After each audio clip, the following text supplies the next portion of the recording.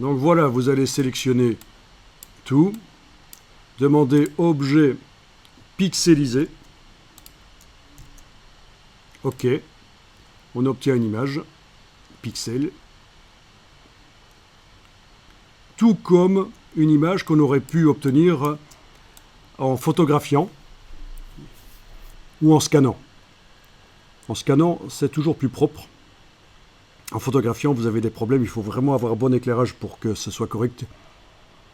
Voilà, donc c'est le genre de choses, vous auriez pu le faire sur papier, ce dessin au trait, le scanner, l'importer dans Illustrator, voilà ce que vous auriez obtenu. Des pixels, une image pixel. Et donc, ce qui serait intéressant à faire par la suite, quand vous aurez l'occasion, c'est de dessiner au bic ou, enfin en tout cas, à quelque chose d'assez foncé avec un marqueur fin sur une feuille blanche, dessiner quelque chose, le photographier ou le scanner, l'importer dans Illustrator et la suite, la voilà. Il se trouve que nous, on l'a fait au départ d'un dessin de Illustrator, mais la suite, c'est la même. C'est dans Menu, Fenêtre, Vectorisation de l'image. Je dois cliquer à côté de l'image, puis recliquer dessus parce que Vectorisation de l'image ne voit pas qu'il y a une image. Maintenant, il le voit. J'enclenche la case aperçu. Dans les options avancées, je vais dire ignorer le blanc. Ouais. Et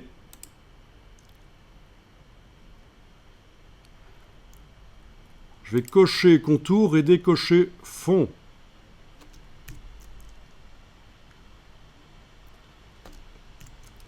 Parce que je veux que ça génère des contours, des traits, comme si c'était dessiné au crayon.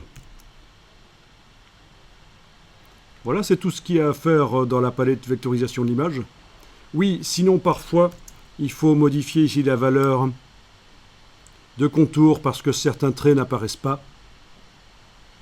Il faut aussi parfois jouer sur le curseur seuil, surtout quand il s'agit de photographie ou de dessin scanné. Voilà, donc ça c'est deux choses qu'il faudra tester, le seuil et la valeur de contour, monter à 10, 20, 30, 40, 50 si des traits n'apparaissent pas. Donc fond est décoché, contour est coché, on fait objet, vectorisation de l'image, décomposé pour faire apparaître les vecteurs. Et voilà. Et qu'est-ce que vous avez comme vecteur? Et vous avez des traits avec pas de couleur de fond, mais une couleur de contour. Des traits sur lesquels on pourrait mettre une brush artistique.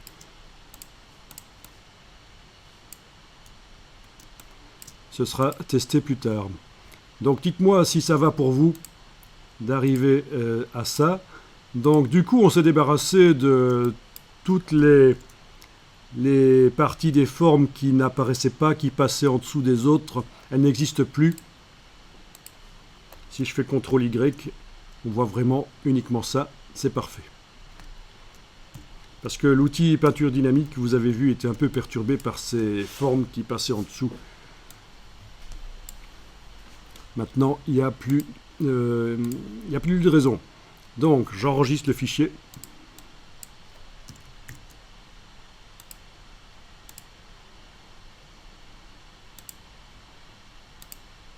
Bien, on sélectionne tout et on fait une peinture dynamique.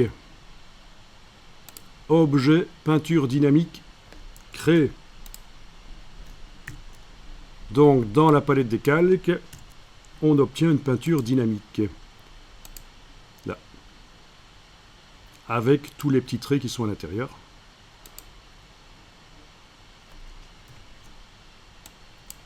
Avec l'outil de sélection de peinture dynamique que vous êtes allé chercher donc derrière l'outil concepteur de forme dans la palette des outils.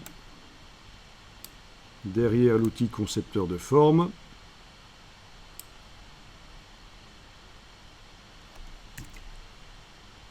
Vous allez sélectionner les différentes zones et mettre des couleurs.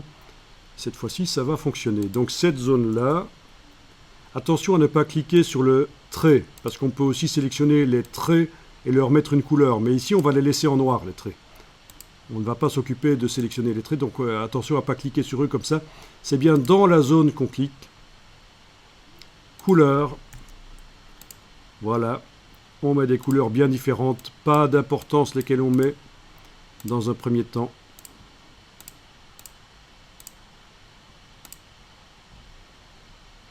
Bien différentes, j'ai dit.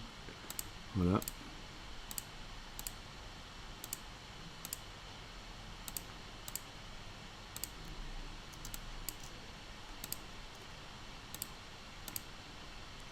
D'ailleurs, ce serait bien s'il y avait un script qui permettait de tout seul mettre n'importe quelle couleur dans les formes détectées.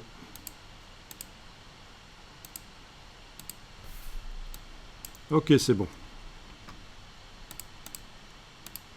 Vous enregistrez quand vous avez ça.